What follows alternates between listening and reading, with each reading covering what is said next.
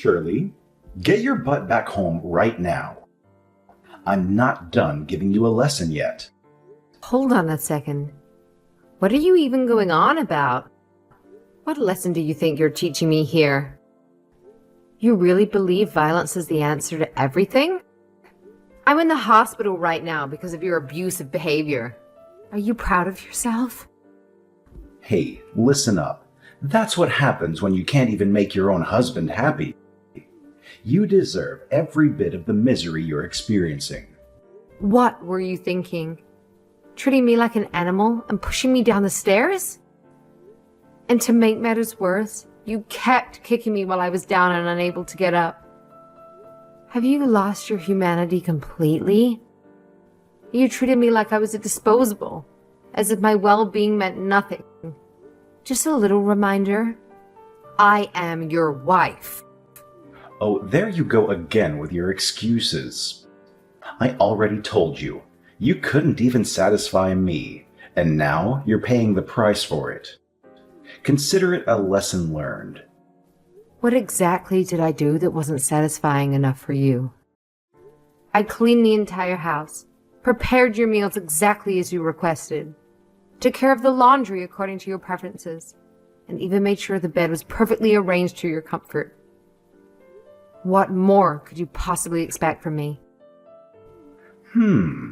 Yeah, now that I ponder on it, you're right.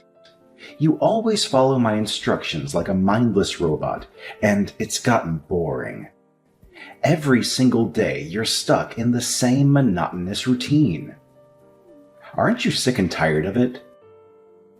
Or is being a boring, predictable drone your true calling in life? What's your point? How on earth can I make things more exciting for you? It's like I can't do anything right these days. I'm feeling pretty lost here. Any suggestions on how I can turn things around? Okay, well, let's not dance around the truth here. The problem is your face. It's just so dull. It lacks any sort of excitement. Just the sight of you makes me furious. If only you were as attractive as the day I stupidly married you, maybe I wouldn't have to resort to beating you up like this. Hold on a second. Let me get this straight.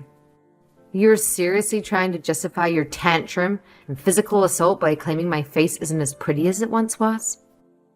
Owen, there's something seriously messed up in your head. That, and my work didn't go well. But don't you dare blame me for anything. I work hard all the time, so I deserve to blow off some steam and relax. And what better way to release my frustration than by shouting and pummeling my idiotic wife, huh? You know I always get a thrill out of it, don't you? You know what, Owen? You're completely sick. I've had enough of your twisted games. I'm done playing along. I'm gonna call the police and let the law handle you. What? Now you're talking about the police? Are you freaking kidding me? Have you completely lost your mind? No, Owen. It's only the right course of action. Your abuse has gone on for too long, and it's about time I put an end to it. In fact, once this whole mess is sorted out, I'm going to demand a divorce. Ha! Divorce, huh? Well, isn't that just music to my ears? You finally hit the nail on the head, Shirley. Divorce is exactly what I've been longing for all this time. Bravo. You finally caught up to speed. Why am I not surprised? Huh? You're not surprised? What do you mean? I thought you'd be groveling on your knees, begging me for forgiveness. Guess I overestimated your capacity for self-reflection. You think too highly of yourself, Owen. It's no secret you're itching to divorce me so you can run off with your mistress. Everyone knows it. So there's no use in trying to hide it anymore. What? How do you know that? I know everything, Owen. Do you think I'm a fool or what? Do you think I'm some kind of fool? Every single day you come home late with that cheap perfume of hers clinging to your clothes and lipstick stains on your neck. Do you honestly believe I'm too oblivious to notice all that? Oh, wow. What are you now? A detective or something? So what if I'm having an affair? You should actually feel proud that your husband is apparently so incredibly attractive that women would go to extremes just to be with me. It's a clear testament to my charm and desirability, right? Yeah, whatever. I've realized that there's absolutely nothing left between us. Where there used to be love is now being replaced by pure hatred. Look at you with those big words coming out of your filthy mouth. Do you really believe you can survive without me? Deep down, you wouldn't dare to go through with a divorce. I know you too well. Do as you please. Divorce is inevitable, and you better be prepared to face the consequences. Don't think you can escape the reach of the law this time. You really thought you could escape my clutches, huh? Thanks to you, I've got a nice little record now. But here's a reality check. Don't even dream of handing over our daughter to some plain old housewife like you. That's just too hilarious. Don't underestimate me, sweetheart. Just so you know, I've already begun the process of filing for divorce. There's nothing left for us to discuss. Oh, and by the way, I've landed a job, and I'm more than capable of affording Christine's college expenses on my own. So you can save your worries about that. I've got things under control, and I'm moving forward without you. Don't go assuming everything's going to be a walk in the park. Have you even considered the massive gap between my lifetime earnings and yours? It's not just going to magically disappear. What is that you're trying to say? Do me a huge favor and just get out of our lives already. We've had enough of your nonsense, and we're better off without you. You had the privilege of living with me, did you? You got a taste of the extravagant lifestyle that a big shot like me can afford? Let me tell you something. Neither you nor your pathetic existence will be able to handle the simplicity that you might scrape together. You're clueless about what real success looks like. So go ahead, enjoy your mundane life while I continue to thrive. You mean the lifestyle where you barely gave us any money to live on while you caroused around town with your squeeze? There was absolutely nothing luxurious about the life that we lived with you. We had to deal with your abuse every day when you got home. Throwing food? Throwing Christine's textbooks? Outside the house, you pretended to be a model husband who spent quality time with his family. But inside the house, you treated us like garbage. I mean, you are garbage. One useless, good-for-nothing woman and the garbage that she begat. You couldn't even give me a son. Just another woman, destined to be as useless as her mother. And instead of tossing you out like the garbage you are, I kept you around. And now you're trying to run away from me? If I had known this garbage was going to run off, I would have never bothered to pick it up in the first place. Everything would have been fine if you just listened to me. But you had to go and backtalk. What do you expect from me? I have absolutely no use for a husband who cheats, contributes nothing financially, and only adds to the chaos in our lives. And can you please spare me the whole alpha male chauvinistic language? It's beyond tiresome. So if you're done with your self-centered attitude, maybe we can have a real conversation.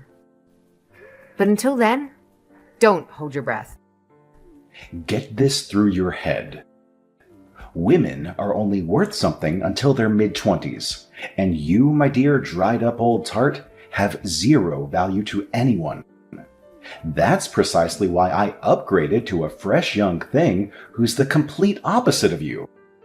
She's vibrant, exciting, and doesn't carry the burden of your irrelevance. So enjoy wallowing in your bitterness while I revel in the company of someone who actually brings value to my life. Don't bother trying to compete, because you've already lost. Great, then go live with her. I have nothing else to say to that. And unlike you, she's got a brain in her pretty little head. She doesn't make me angry. Anyway, we'll be plenty happy never hearing from you anymore. But don't think this means that I'm going to forgive you for running off on me. I've got it. If you ever want to see a penny of child support, you better come over here and beg me for it. Right on the doorstep, in front of everyone. No need, really. I don't need a single penny from you. Just do us a favor and leave us alone for good. Goodbye. All done. I'm on my way home now. Okay, I'll get dinner started. Thanks, Han. I appreciate how much you've been helping me out recently, even after you started working. What's this all of a sudden? Of course I'm helping out. You're always working so hard, too. It's the least I can do. But you're in college now and, What? I've been wondering if you might have a boyfriend or something. Is that what you've been worrying about? I'm not dating anyone right now, so rest easy. And even if I did, I would only date someone who understood that my mother takes priority. I'll always be on your side. I promise that will never change. Oh, Christine, that does it. I'm picking up some ice cream on my way home. Yes! Alright then, drive safe. Hold on a second. Oh my god. What's wrong? What should I do? Mom, hold on. Whatever you do, don't come home yet. He's in front of the house. Huh? By he, do you mean? Yeah, it's Dad. He's slamming on the front door right now. He's doing what? Christine, are you okay? He's not in the house, right? The door is locked, so I'm okay for now. The curtains are closed too, so he can't see me. I don't think he can force his way in or anything, but I think it's best that you don't come home right now. I'll let you know as soon as he leaves. Just find somewhere to go until then. No way. There's no way I'm just gonna leave you there with him. There's no telling what a man will do when he loses his temper. If he sees you, he's just going to get madder. You understand that, don't you? Right now, he's standing in front of the house yelling for you to come out. There's no way you should come home right now. Got it? Please, I'm calling the police. If I call them before anything happens, he can't get too out of hand. I don't think it's going to make any difference. Do you remember what the police said when we called them before? They said it was just a simple lover spat. It pisses me off even now, just thinking about it. The cop was just an old man with outdated thinking like your father. Of course, it still makes me angry when I think about it too. But things must have changed since back then. At the very least, calling the cops isn't going to hurt anyone. I'd much rather call them than risking anything happening to you. Okay, I got it. Hold on a second. Someone is talking to him now. What's happening? Who is it? What's going on? I guess some guy from the neighborhood is talking to him right now. It sounds like his name is Johnny or something. The Johnny guy is warning him to cut it out from what I can hear. Really? Johnny? I wonder if he'll be okay. Your dad is in one of his moods, isn't he? It's gonna be bad if anything happens. Please call the police right away. But it seems like everything's okay. He even apologized to the Johnny guy. What? Sounds impossible. Well, all the neighbors and his coworkers always took him for a nice guy. Maybe he doesn't even want to look bad even in front of our new neighbors? That's true. I guess he wouldn't want to keep shouting if he was going to draw attention to him. Maybe Johnny is an acquaintance of his. Whoa, he's down on his knees now. Who the heck is this Johnny guy? Do you think I should go out there? No, stay inside. It's still dangerous. Just hold on. I'll be there in just a minute. I'll see what's going on. I had no idea that you were acquainted with Mr. Cooper. He's the old president of my company. I guess it really is a small world. What's the deal? Coming to the house and messaging me out of the blue? What do you think you're doing, Owen? You and I have quite a history, you know. Look, I've thought about things very carefully, and I've come to a conclusion. What kind of conclusion are you talking about? I thought we agreed that you would stay away from us and that we would be history. We have no connection anymore. Don't say that. I have good intentions, you know. I came over to try and fix things and re-establish our family ties. It's great, isn't it? You, Christine, and I live together again under the same roof, like a real family. Did you hit your head or something? You think we want to reestablish ties with you? You? You treated us like garbage and cheated on me. Not in this life or the next. Well, about that. Do you think we could just let bygones be bygones? I was young. I'm a totally different person now. I know I really made life difficult for you guys. Do you know how long I've spent looking at your nice guy facade? Let me guess. You're apologizing right now because your old president happened to walk by and see you last night. You never came over to apologize or anything.